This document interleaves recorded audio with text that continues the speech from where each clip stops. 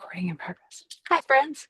Welcome to Salesforce MVP Office Hours. Today is February 7th, is episode 270 something of our series. This has been rolling along for a very long time. My name is Joy Shutter-Selving, and my co-host is on vacation today, Squire Kirshner, but you can reach, oh, look at that. We're signed in as me. You can reach us on LinkedIn. You can follow us at Joy Shutter-Selving or at SFDC S. Kirshner on LinkedIn. You can also follow MVP Office Hours on Twitter, but we're not posting there much anymore. And there's also mvpofficehours.info. And while Gmail is available to you to reach us, we don't check it often, and the best place to reach us is in the success community. That QR code will take you there if you have got your phone. What? One moment. I have to admit, people. But the MVP Office Hours community is where you can post your questions if you would like more answers and quicker answers from all of the folks that follow us. Hi, Steve. And so I was going to tell Squire next slide, but he's not here. Our next call is in 2 weeks, February 21st. You can register at the bit.ly that you all use to get here. It's bit.ly/MVPOH. And that is recurring, so you should be able to pick up the next meeting at any time. Our recordings are available on YouTube. If you post anything that you've learned here today, we really appreciate it. And we would like you to use Problem Solve Together or hashtag Community Learner or hashtag MVPOH. Now, I can read this to you, but I'm going to summarize it real quick. We invite everyone here to share their experiences, insights, and recommendations with the group. Nobody here knows all the answers. I certainly don't know all of them. And if you have a question, post it in the chat, please, because that way we can keep track of who's next, not who's on first. But feel free to share your screen. Keep in mind that what you're sharing is going to go on YouTube and is going to be posted for the greater internet. And so if you are sharing your screen, it has client data, that's bad. If you're sharing your screen, it has production, that's probably also bad. So don't share information that you shouldn't be sharing. So sandboxes are good. No production data, please. Also, you shouldn't be making changes in production. We do want to have fun and be informal, but we like to keep it professional and positive. We are recording the session. So I think I've told you this at least 3 times, all of you together, 3 times. We're recording. If you can't share it, don't say it. Don't show it. Don't do the things. And then the last bit, which is a fairly new evolution of this call, is that we are all learning AI, but under no circumstances can any of this content be transcribed or recorded by an AI tool. We have bumped folks out because we can't do it. We can't do it. We are not advanced enough in that space yet. So thank you. All right, next slide, Squire, darn it. All right, community events. There are a lot of community events coming up, all of your Dream In events, all of your local community meetings. The Agentforce Now tour is hot. I know, Anne, you just hosted one. I just hosted one. Did anyone else just host? Linda hosted one, Stuart hosted one. If you haven't gotten your hands on Agentforce yet, find a way to do it. The virtual Agentforce Now tour is coming up on February 20th. So if you can get into that, you should do that. The link, I can pop this in the chat if I get far enough around, I'll do it. But TDX is also coming up in March, and then the Education Summit is coming up in March, and the Tableau conference is coming up in March. So if you don't have spring break plans, maybe one of these conferences is the way to go. And then Snowforce is really the kickoff, I think, of the community conferences in Salt Lake City, and then we start rolling through into Connections and Dreamforce. I couldn't list all of the Dream In events right now because we run out of room. We encourage you all to join your local community group. And with that, because how many community group leaders do we have on the call? We've got a lot. Yeah, we've got Linda, we've got Jacob, we've got Stuart, we got Michael, we got, yeah, it's all sorts of folks. Barb, yeah. So if you're interested in getting involved in your community, please do that. Because, there's smart people there too. Oh, Jan is coming in too, you all. Okay, look at that. We got through all the opening slides. So, it was 4 minutes, you guys. We did great. So hi, everybody. Does anyone have any questions? I don't have the chat open yet. Is anyone looking at the chat? Anyone help me? Right now, there's 11, the chat there's is 12. listing a lot of Dream In events, and A Oh, non-real question from Andrew. it, Andrew, don't make me kick you out. Okay, so Barb's having lunch. Mike Demaria needs the MFA code. What? Um, Andrew, what That's do you the same need help Andrew with? Russo. Andrew, Fred. yeah, Andrew, you're gonna get bounced. Um, does anyone have any questions today, or did you all just come to answer? I came to see Um, the Joy show, so that's why. I had I had posted a question in I think the Trailblazer community group. I think maybe the correct group, but I can read it aloud and Leanne, yep. please read it to us. I would love this because I am like I said, this is a one woman show today. Sure. Yeah, so I have a small problem that hopefully we can figure out how to work around, where I have that report that shows you contacts with duplicate record items, and I have a couple contacts that keep reappearing. So I've reviewed the records, they are not true duplicates. I delete the duplicate record set and then they rematch later on. So there's something that's going on with the matching criteria that is it's causing them to reflag over and over again. Mhm. And the problem, the way I see it, is that it's based on the standard contact duplicate rule, which I can't really edit, right? The standard contact rule just kind of comes with the org. Like it doesn't, I can turn it off, but it doesn't really seem to be editable. So I'm not sure if I can add like maybe additional criteria to the duplicate rule itself, or if maybe I should turn off the standard matching rule and write something different to work around it. I don't really know the best approach to take in order to stop these people from kind of reappearing on the report. So Um, just to like quickly summarize, it's like John Smith, who is truly two different John Smiths, just keeps So, or they're deciding so that you're I wrong, or see, they're that they fuzzy aren't matches. duplicates. Like it might Okay, be, sure. yeah, I see Steve has yeah, already said it to turn off standard and create custom. I I mean, I agree. think it that's what might be most of us like would do. Yeah. okay. It might be Um, like one example is like an Eric without the K at the end and an Eric with Mhm. the K at the end. And then they have two different like student sysemple IDs. So it's truly two different students with very similar first names and very similar school issued email addresses. And so Salesforce is like, hey, this is the Hi, same person. They just this misspelled their name. hi, this is Steve. It Hi.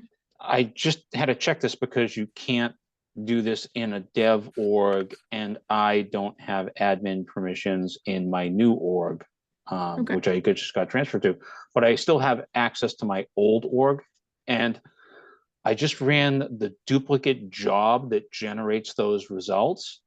You Okay. might not have to deactivate the standard rule because it Mhm. looks like you can select the matching rule that the job uses. Yes, I think I So, can. but if you're doing that and it's still pulling in like dupes that aren't dupes by the rule that you're running, then yeah, Mhm. I would deactivate. I would think that maybe something is pulling in those it's pulling in a rule that is not the one you want to use for your report. In which case, I would like something's wrong. Wouldn't be the first time something in setup and config didn't behave the Right. way it's supposed to. Could even be a KI out there for it. But yeah, So, so if you're doing that, if you're going to like contact, you're selecting your custom matching rule, and it's still giving you wonky results, then I would deactivate the standard rule and then flush all your duplicate data, your bad duplicate data, and then try and like really shove it to your custom rule. okay. and, Yeah, and right it, now it's it just might be, standard and standard. So I can and it share the might be that backend. your custom rule needs to really reflect what you guys define as duplicates in your org. Right. You know, Yeah. So so- the standard rule, when I was looking at it, it seemed like it had pretty complex, like matching equations when I was looking at the documentation. So I was worried about turning it off. But it sounds like the consensus is leave that on, but then also write something custom. Is that what Yeah. I'm understanding? Well, for a okay, while. yeah, for a yeah. while and do that comparison between them until you feel confident that your custom rule is catching everything you Yeah. need it to catch. Exactly. What, yeah. Everything Linda said. Everything Linda said. Run them in parallel. And when you are like, you know what? My rule's better than the standard rule, off with the standard rules head. Okay. Cool. While we're on the subject, can I ask a quick question? I mean, Please. we don't have another question up, Clayton, so yeah. Well, you'd be disappointed if I did. So, He'll never disappoint me. He'll be great. okay, so we're talking about matching. Leanne was talking about matching contacts, and I'm kind of getting ready to look at matching accounts and looking for duplicates. And I know you can set up some criteria. Is there a way to automatically merge? I haven't done my research yet, but can you automatically merge or? So I would My I gut have- says you can't auto merge. I would never want to, because That too. I just think, I don't trust, these automations. How is it gonna know that, the Jim Henson account is the same as the James Henson account? It possibly is, or it's possibly meant to be two different accounts for a specific reason, Yeah. because underwriting uses one account and the billing system uses a different account, and you just don't know that as the system admin. Yeah, we used to have a tool called, I believe it's still called Demand Tools. It used to be, Mhm. it was originally from a company called CRM Fusion. I think it's now No more. Validity. That And it was at the time like the beat all end all of dedupe tools. I think it still is the premier and dedupe tool. And if you're talking about hundreds, thousands, tens of that, well, not hundreds or thousands. If you're talking tens of thousands or hundreds of thousands of records, contacts, leads that you got to go through, that I'm sure there are other ones that I used it like 15 years ago, back when we had budget for that type of stuff, and they let me have nice things. But this thing was the Mack truck. You could throw 100,000, 200,000 contact records. It would churn through them, and you could craft. Even this is like 15 years ago. I don't even know what the thing looks like now, but you could craft these really elegant, nuanced duplicate rules, and it would crunch through that data, and then it would show you a report. And to like Stuart's point, this thing would show you the results that it found, and even have like all these like scores and stuff like that. And you could say, you know what? Okay, this one, this one, this one, this one, merge, that one, that one, that one, keep as is. And like you look at the types of reports it gave you. And again, this is 15 years ago. I can't even imagine what people are doing nowadays. You could even say, you know what? I think I wrote myself a pretty goddamn good duplicate rule. I trust these results. Sure, go ahead and mass merge what you found because these results look good. But again, you make the call. You can look at those results and say, oh, match score is 65%. No, I don't think so. Or match score 98, and you can eyeball them row by row, side by side, field by field, and say like, okay, I got confidence in this enough to do a mass merge. And also like what, like lead to contact deduplication, it even had a mass convert. So on those duplicate leads, you wouldn't lose that campaign and activity history from the lead. It would do this mass convert that would basically, I'm guessing, use the standard Salesforce lead convert behavior. As opposed to like, this just came up at a conversation at work, where somebody was advocating like, we'll just export the leads and re-import them as contacts. And I was like, okay, what about that lead? Can't, like, if you do that, you're totally going off script. you're going outside the Salesforce lead convert process, all that lead history, campaign history, activity history, that's going to be stuck on a duplicate lead. Now you've willingly created a Joe Schmo contact, and you still got Joe Schmo lead kicking around, and those two aren't even connected to each other. Like luckily I talked them out of it, but I'm Joy, demand Sarah had tools her though. hand raised too. I'm like a dedupe master at this point, having done 6 business acquisitions in the last 3 years. We have so many duplicates, so if anyone needs any duplicates, I'm giving them away for free. But I am a self-proclaimed Demand Tools fangirl. I join the expert office hours every week. Do you have the link for that, Sarah? Yep, I can put it in the chat. If you can throw it in the chat, I think that would be really helpful. So the one thing about demand or dupe in Salesforce that I wanted to mention though is with roles, if you merge 2 contacts and each one has a role, it will not bring both roles over and combine them. That got us in a lot of trouble because our support portal, you have to have a certain role to be able to submit a case with us. And if you merge 2 contacts and you chose the primary record as one without that role, they would lose access to the client portal. Demand Tools actually combines those two, and you can actually create rules to combine multi-select pick lists too. So for industry, if both accounts have industries, you can combine them and it'll add them all together rather than replacing. That's it. I'll add the link in the chat.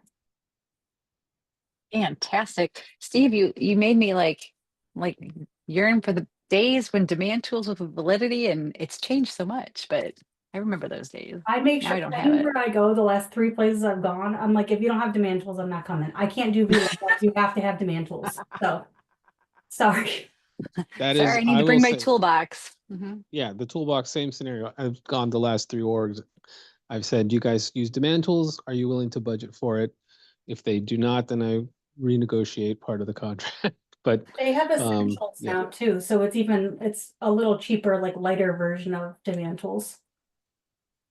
Fantastic. it's not that expensive. Yeah, in ultimately. that thing, in that conversation I had with those people that were throwing the idea around of just dumping leads into a CSV file and re-importing them as contacts to air quotes solve the problem.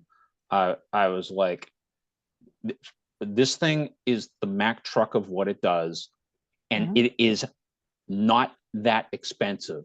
Have a bake sale, crack open your piggy bank, or like, old school Partridge Family. How are we going to save the library? We'll have a concert, kids. Like, do whatever you got to do.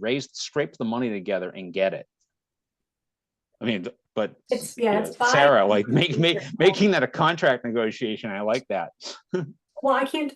I'll never admit this in an interview, but I can't do. Hey, well, you're being recorded, so hold I the know, phone, Carolyn. but Okay. I mean, I'll say it, but I can't do VLOOKUPs without like a week's time. So I need Demand Tools for their match module. We can so help you with that, Sarah. Really. Is this an infomercial for Demand Tools? It's not, but if you're not, this is all organic. This is fantastic.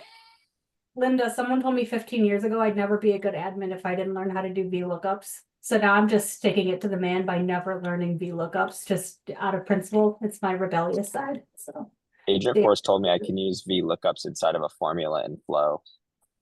Bridget, did we ever not use VLOOKUPs? Like, no. Okay, so never use lookups. Okay. All right, so now that we have that settled, do we have any other questions that I missed in the chat that seems to be going off the rails? Anyone? Carlos, hi, Mike. Wow.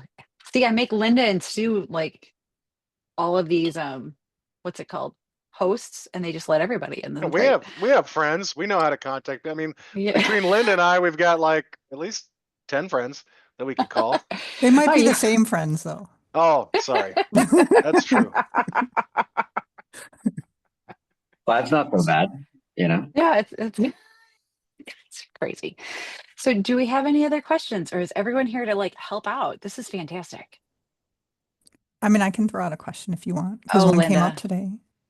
Stump us. Let's go. So we're trying to figure out the best way to manage packages and keep up on making sure the most recent version of them is installed. I'm Or what we listening have to do that. Like, because we're looking to do the same. because I mean, one of the things that's really getting me is I go into the installed package, screen and I look at the details and it doesn't even give me the link to the App Exchange thing, so that I don't know if it's still even out there. Anyone have any, Wait, what was the question? like, so I got managed packages in my org and I can't even identify where they came from. Like, I don't know what App Exchange link they came from. I don't know if I have the most recent version. Okay, So- if you go in the App Exchange, there will be a thing at the top that says like what you've subscribed to in the App Exchange, and then you can view what managed packages from the App Exchange. It won't tell you what's not. It's like a report in Salesforce. You can't report on what's not there, but it'll give you a list of what is from there, and then everything else is not. I could send you the link that you go to. So it's I'll grab outside it of and your I'll put it in org chat. is It's the outside key of your here. org. It's in the App Exchange outside the org. David, what do you have for us? What I always recommend is I just keep a spreadsheet of all the pack. It's a lot of work up front, but then you know what you got. Is it worth an object in your org? No, but if it's a managed package, they should be doing push upgrades. If they don't do push Mm. upgrades, you should dump the package. I Well, would love look, to some do of them- that, but DocuSign and Conga don't do push upgrades. Some Conga, exactly. some managed packages use versions, and those versions create dependencies, and because of that, they don't force updates. They make you migrate versions. So there are reasons why that might happen. You could literally just use knowledge. Every time you install an article, you create a knowledge article. That knowledge article has an expiration. It has a person who's responsible for it, or a queue that is responsible for it, and it has to be reviewed at the time interval that you set. And that becomes a reminder in your environment to go and check and see if it's there. You're using standard technology. You don't have to invent anything. It's just the labor to set it up. Once you set it up, it's maintained by the queue. Anybody who wants to do it.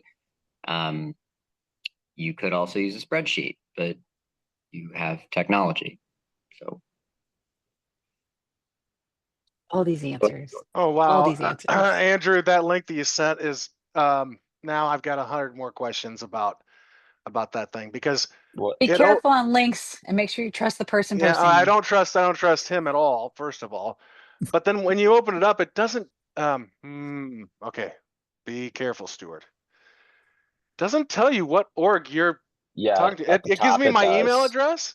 No, viewing as, that's not your Uh, email. That's your org. It only will show production orgs, and that's your username. It's not your email. That's your production username. For Which all is production sometimes orgs tied which to is your sometimes Trailblazer your account. email. We can, well, this is a little sus list. Okay. Do you see ones that are not actual full emails that have like maybe like a dot after them? Well, I'm seeing apps that,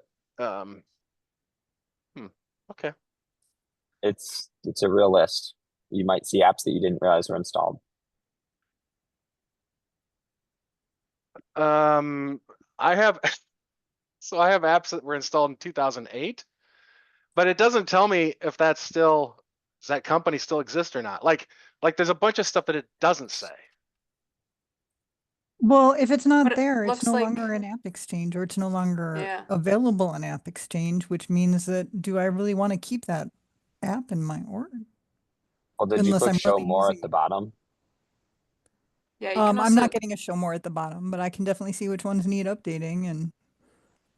and you can click on the name of the app to go to its listing. So I think Linda's right that if it's not in the list, then it probably doesn't have a listing anymore.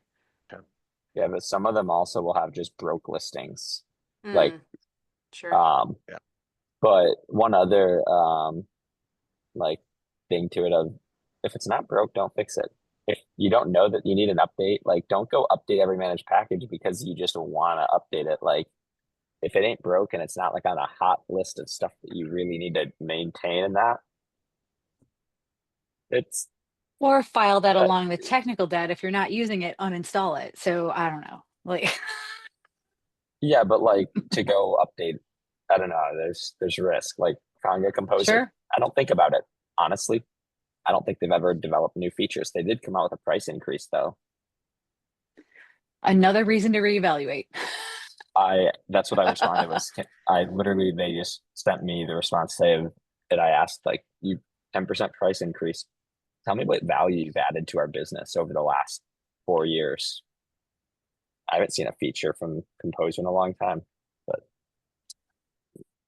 Wow, that's gonna be spicy for someone, not me. Okay, Linda, did we Yeah, I make got that progress link. for you? It Okay, works. fantastic. That's Okay, cool. we made progress, and yes, I am having some anxiety over the 2008 comment. But Bridget was with me in 2008. I think maybe it was 2000. I don't know, whatever it was. Yeah, it was 08. in Forever the ago. in the before. I know some before. other people. I know other people that were using Salesforce in 2008. I was. Some I of was just some of starting, them though. some of them are on this call. I was. Yes. All right. So do we have any other questions? Bye, Adriana. It was nice to see you. Sarah's got her hand raised. Or she Sarah, did. Sarah, did you have an answer or a question? I have a question. Hey, Oh, we have two Sarahs. oh, I'll shut up. No. Oh, Which- you're the Sarah. It's not me. It's you. Go for it. All right. Ohio Sarah, let me hear it. I am the Sarah, because that is Oh, when well, you're the Sarah of this question. Yeah. I don't have a question. All right, come on. Okay, sorry. So I have been pro chatter for a long time. Oh, I know, but I really we manage our workload in Salesforce using cases. I can respond back to the person who requested the change and say, your change is done. Take a look. How do you like it? Love it. Got it. Now we're using Experience Cloud as our client portal for support. And I'm trying to figure out the best way to have clients communicate with our support reps. But it is like trying to access a secret level in Mario to get this communication under control. Like they have to tag the client, they have to tag the support rep, they have to reply in line to get the notifications. Our support reps are missing messages because they don't have it capitalized just right. That's sarcasm. But it just seems very, very difficult to communicate back and forth with the client and the support rep. That being said, my Experience Cloud site is 1 month old, so please be kind. Does anyone have any recommendations on communicating with support reps and clients in Experience Cloud? Does anyone use Experience Cloud? Because I have doubts. What are you looking to do exactly? Like have chat communications or just a shot over the wall and then shot back over the wall? Yeah. You can use case comments for things like that. We thought I about it. will say Chatter and the way the two systems work is that cases talk to each other decently, but the communications with Chatter, thinking with two separate orgs that you have to literally tell it to tell the other side, otherwise it doesn't know about it. So that's one of the reasons that you have to be very explicit with those messages. Otherwise, they only stay within that community, and if you do it in Salesforce, it only stays in Salesforce. You have to be very explicit in telling it to mention that person so that they receive that communication. Yep.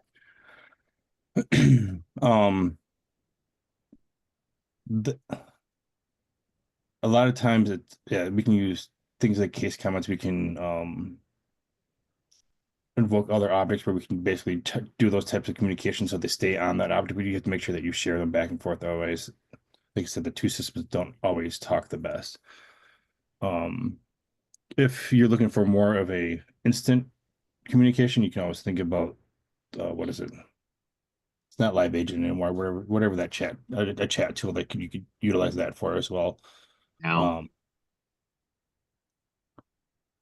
Okay. All right. So About case comments, but I gotta check that little box for sending the email notifications or notify when case comments are added. And we don't currently have that set up, so we have to go through testing with that, but that's kind of the direction we're trying to head now, because Chatter is just not gonna cut it. David's got his hand up. Mike, you had a suggestion that you're resisting. So you're using Chatter today, and the problem with Chatter is that your internal employees are not knowing that there was a new Chatter post. That could go both ways. So the client isn't aware that there is a new Chatter post, and the support rep is not aware when the client comments. So I would split those into different problems. But if I were to ask it in a different way, there has been a new feed item that relates to your record starting in 500. Can you automate something that goes to that record starting in 500 and tells the owner that a comment has been made? Yeah, so we changed the case status to be message received. We were trying to accept it to make like a bell notification or something. And then the other problem is that they get an email saying that there was a comment, and then they just respond through email, and then it's like, well, why do we have this client portal then? Because I'm back to using email. So I'm Right. trying to advocate for the client portal, but So your internal folks are not actually going into the portal as well, right? correct. They're working from the Salesforce interface. Yeah. So the downside to the email is that the email takes your user out of Salesforce. Yeah. Right. Which is, it's encouraging them to use this tool that they're getting the notification with. So the customer support team, are they working out of their inbox or are they working out of Salesforce? So fun fact, we're working on defaulting the from to be the support address so that the emails automatically come back to the case so that they can work just in the case. Okay. So with other customers in the past, I did along the lines of like what Jake was saying, where you create a custom object, and then the only big thing I would tell you going into it, add a checkbox on that says visible in customer portal, so that you can regulate all the communication can be on that object in records that relate to the case. But then you have the ability to choose which records then get exposed in the portal and which don't. Because even if something was said by the customer in the portal, you might need to remove it very easily without deleting it. You just uncheck the box. Or somebody says something and you're like, ooh, we should not have said that. You uncheck the box. You don't have to delete the record. This is the solution to a really common problem that exists with case comments, and that case comments being tightly coupled to the case, you can't actually regulate access to the records. So you have to use a custom object, and you're just using that custom object to expose it in the portal. Actually, whoever said Slack, I don't recommend Slack for this particular solution. Even though Slack is super cool and you should use it for everything, not this everything. Everything Yeah, aspects. a custom object is probably the thing. Like, truly. Just throwing one other just I thing. used to have email the case premium at Purell when we worked there. Or no, Did you like it? no. I can say I use it and it works well, but they have an Experience Cloud component. So the same internal experience, you can put that timeline on the customer side. Okay. And you can allow, if you want to stick around with emails, because emails still are like people want emails.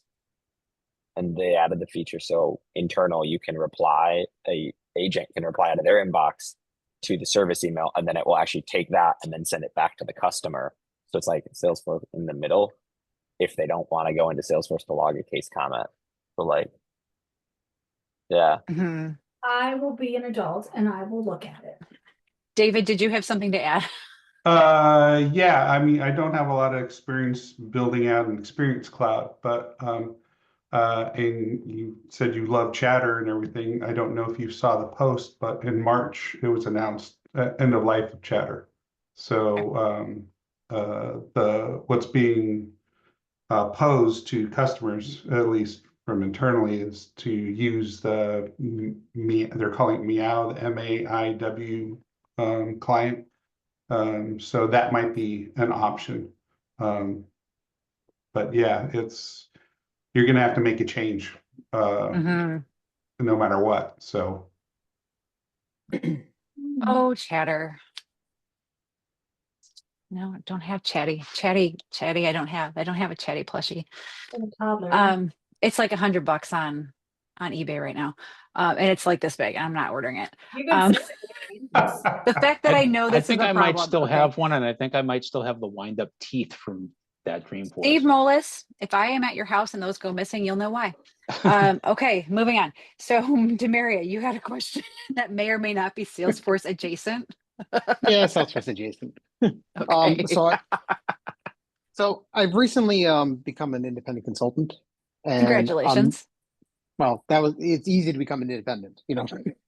That's the Moving easiest part. forward, go on. Yeah.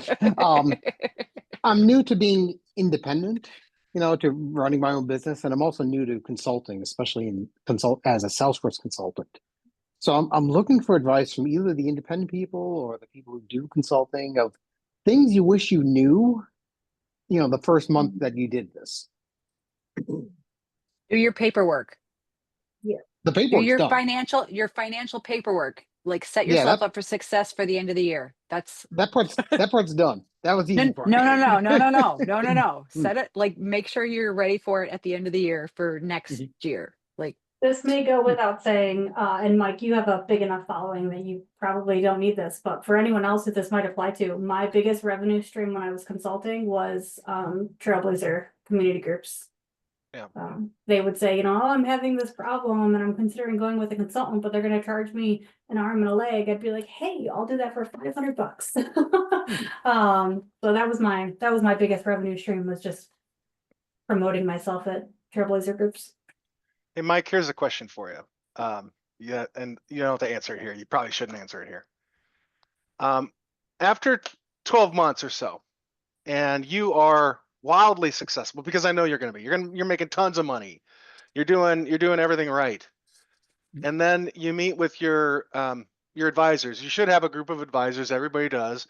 Maybe a lawyer, maybe a tax financial Accountant, guy, yep. maybe all these people. They're going to ask you the question, so are you going to expand?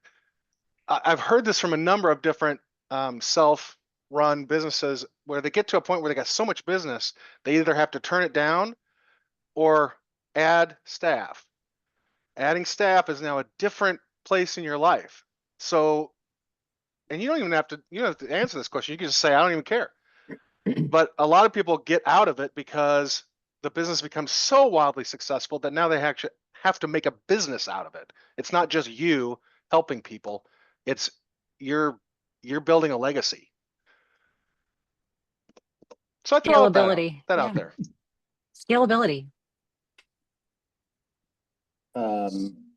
Genuine piece of advice that I would recommend, Mike, is don't be afraid of the budget question.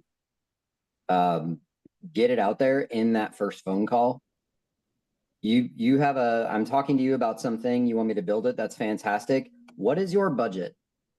Because you've got to tell me, as the customer, the potential customer, you have to tell me this number to validate my time, because I can waste an immense amount of time listening to you and hearing your concerns and figuring out what's wrong and digging into the system and becoming very precise and essentially doing discovery for free with my time, and then later find out that what it's going to legitimately take to fix it properly, what you would be willing to do, is out of their budget.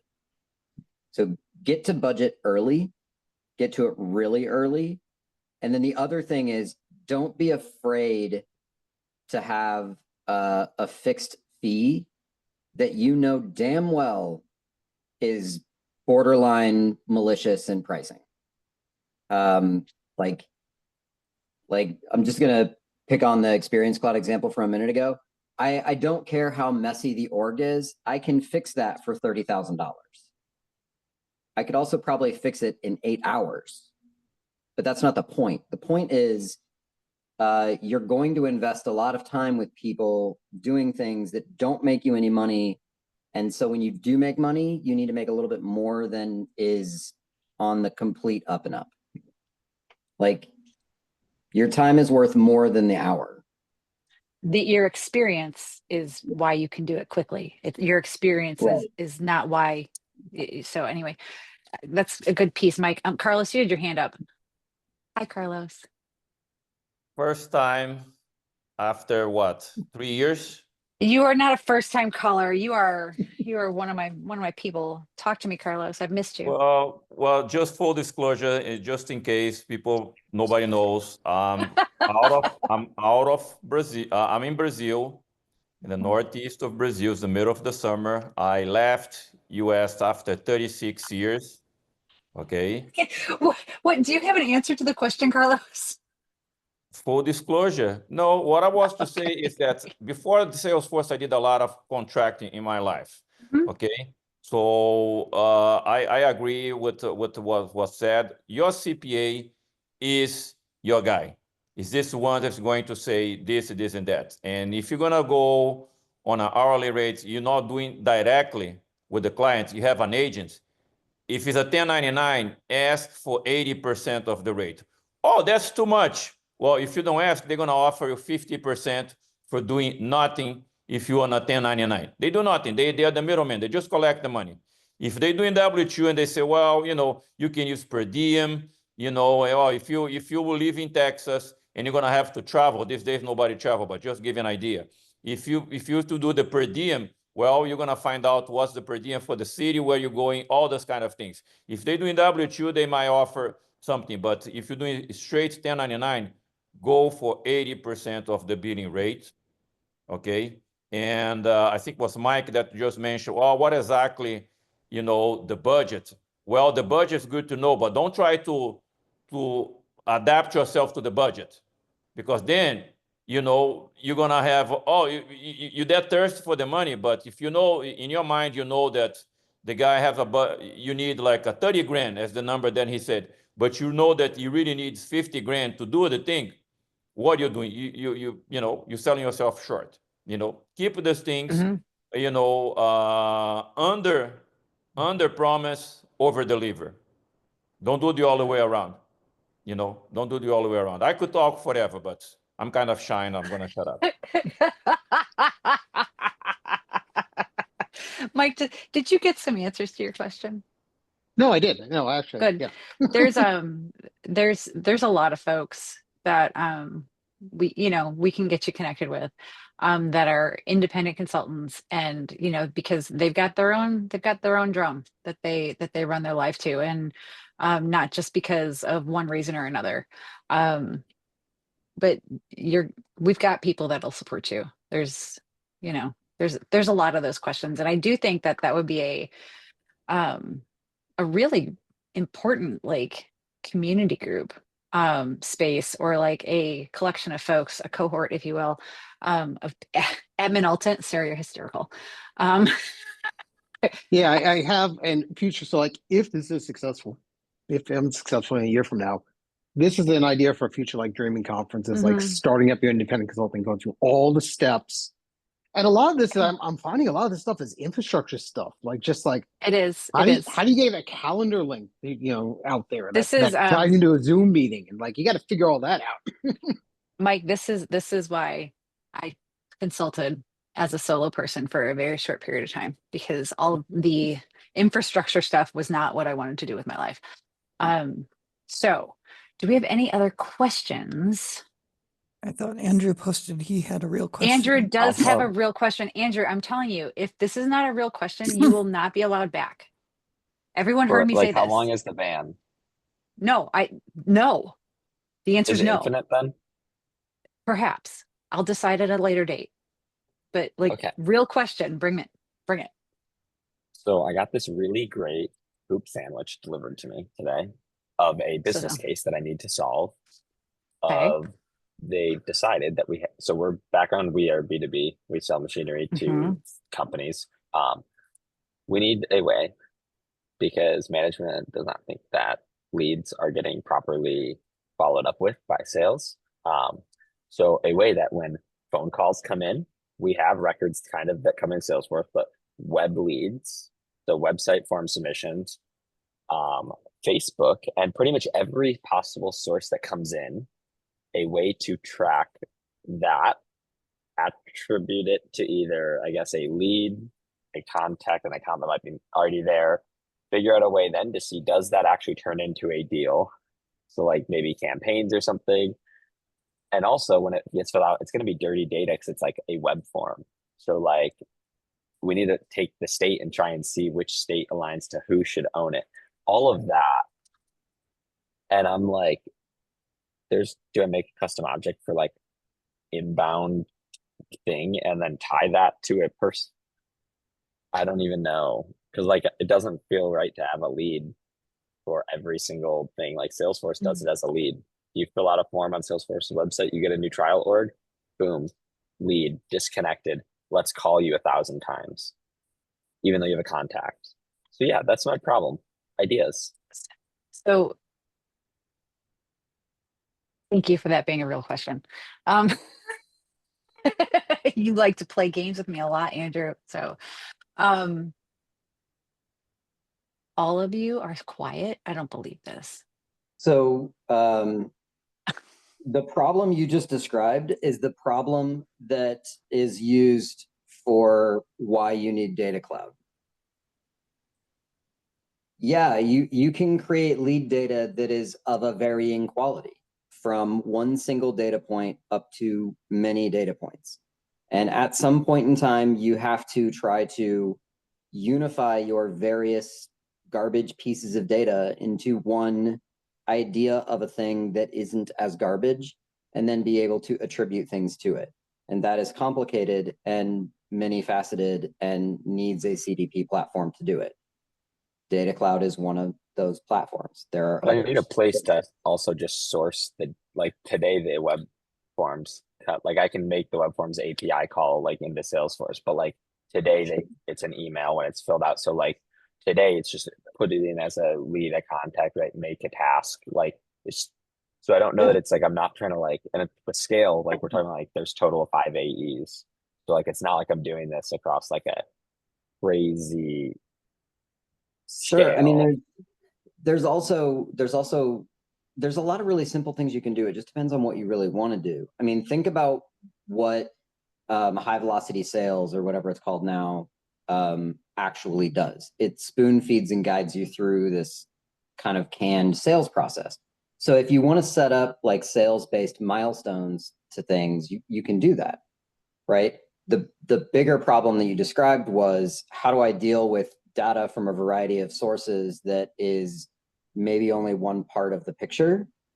Well, that is its own problem, right? If you want to then hold sales reps accountable to actually reaching out to people, okay, build that in, right? You've got all the tools to do that, and you've just described that you've got a lot of it set up. It's just if that was none of it's set up. Well, but you do have things set up. You do have data coming in. You do have reps who are using Salesforce. So you've got some elements of it set up. What it sounds like is you just got a 6-month project as a single thing that somebody wants you to like snap your fingers and solve. And it's probably like 17 problems. And so I would define each of those and then go back to the people who requested it and say, this is what you actually asked me when you said that one thing. And so these are the 17 things that we're going to do. So I need to figure out like a web form. A lot of them have like a comments area that doesn't map to a field well. So like at just like even the base, like say that I can have them coming from a lot of places. Well, where yeah, sure. should I Actually, store that? You can map that, and it's not that hard. You can certainly do it with an API, certainly if you already have one. If I knew of an independent consultant who had just hit the market and might give you a good rate, I'd tell you. But the only one that I can think of is Mike DeMaria, and he's very premium, but he's very good. I've heard good things. So I would maybe reach out to somebody who's got the dev chops, who can go in and look at what you've got from an integration perspective to make the data better. But you shouldn't have a problem. Well, I don't have integrations there today. I can put integration, but I'm trying to figure out, where do I store it? Do I make a field on lead and on contact, and then I just make a field there? But what if they fill out a form twice?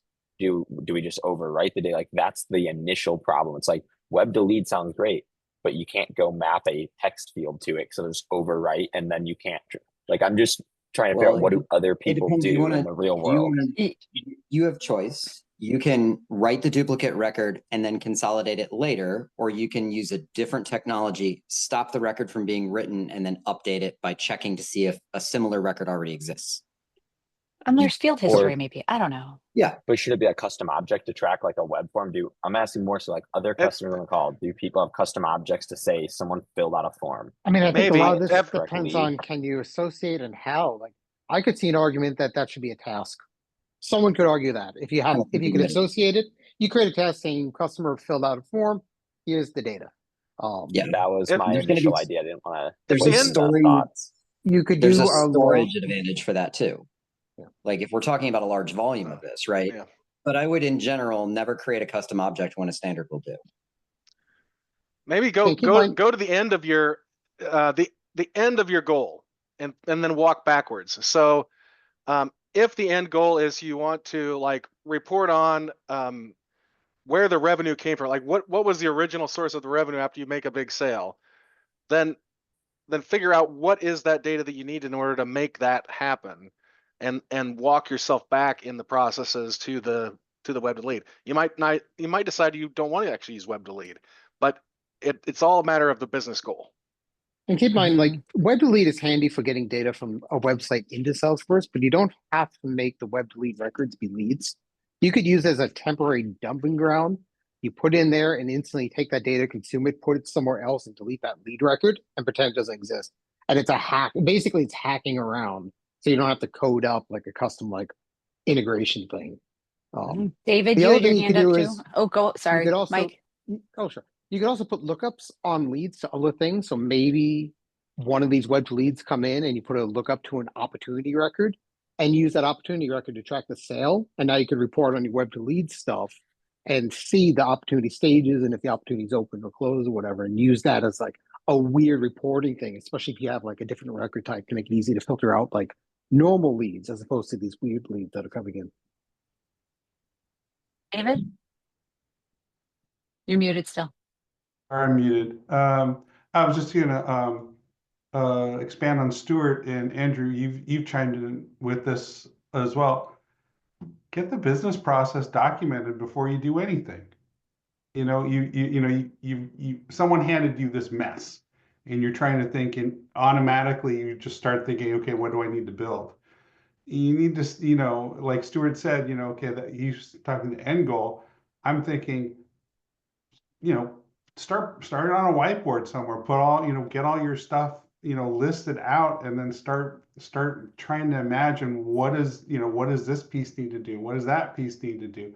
So that everything is then documented before you even go near your sandbox or whatever, so that you can understand what are you actually trying to build out, because and are all these inputs actually necessary? And like Mike said, maybe this section's a task. Maybe this section you do. I mean, I totally agree. You know, don't build custom unless it's mission critical. So it's like, can you leverage this standard object? Can you leverage that standard thing? So you won't know that until you have a real good understanding of what the actual business process is and what, as Stuart said, what's the end goal? You know, it's like where do you start, where do you end, and what's in the middle there? So I would say before, you know, you start jumping in to say, well, yeah, I can build this type of thing, get back to that crazy person who said, hey, I need blah, blah, blah, blah, blah, and said, okay, well, let's get a meeting and let's whiteboard this out so that we understand what we're really trying to accomplish.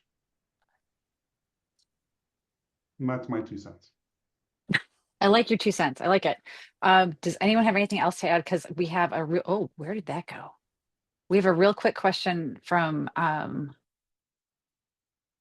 Michael thank you. Which Michael? Montez. Thank you, Nice. Linda. Good. But I think we got lots of links in the chat. And so, Michael, are you comfortable with what you have started? It was looking for resources using learning platform events inside Salesforce for Flow creates event, another Flow processes the event, etc. And I know that Christy and Sarah gave you some links. And does that get you started? Because we are at the hour, and I got a hard that's stop. a good. Thank you. Those are great resources, and I'll definitely leverage those. I was just curious in general if anybody's doing something where they're using their flows to create the events and then using other flows to process them and to control order and to control, when you have multiple connections on a project or multiple automations on a single object, things like that. So yes, I'll definitely leverage those. Thank you. All right, friends. Well, we are at the top of the hour. It has been great to see you. Thanks so much for coming to play. MVP Office Hours, first and third Fridays. We will see you next time around. bit.ly/MVPOH, all caps. We'll see you next time. Bye. Bye, guys. Bye, everybody. Bye. Bye. Oh, this is fantastic. This is fantastic. It's good to see you. Thank you. Thank you, Anne. Thank you, Stuart. Thank you, Linda. It's good to see you, Carlos. Donna, you were really quiet. Brittany, you too. Sharon and Scott. See you all next time.